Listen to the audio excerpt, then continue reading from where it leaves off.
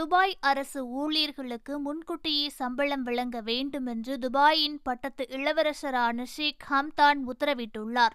பக்ரீத் பண்டிகையை முன்னிட்டு ஊழியர்கள் குடும்பத்துடன் மகிழ்ச்சியாக கொண்டாடுவதற்காக துபாயின் பட்டத்து இளவரசரான ஷேக் ஹம்தான் பின் முகமது பின் ரசித் அல் மக்தூம் அவர்கள் ஜூன் 13ஆம் தேதி அரசு ஊழியர்கள் அனைவருக்கும் சம்பளத்தை வழங்க வேண்டும் என தற்போது உத்தரவுகளை பிறப்பித்துள்ளார். அதே சமயம் பக்ரீத் பண்டிகையை முன்னிட்டு நாடு முழுவதும் பெரிய ஏற்பாடுகளும் நடந்து வருகிறது. அபுதாபி நகர முனிசிபாலிட்டியானது அபுதாபியில் விலங்குகளை வெட்டுவதற்கு நியமிக்கப்பட்ட இறைச்சி கூடங்களை பயன்படுத்த வேண்டும் என கூறியுள்ளது. கூட்ட நெரிசலை கருத்தில் கொண்டு இறைச்சி கூடங்கள் காலை 6 மணி முதல் மாலை 5:30 மணி வரை திறந்திருக்கும் என அதிகாரிகள் கூறியுள்ளார்கள்.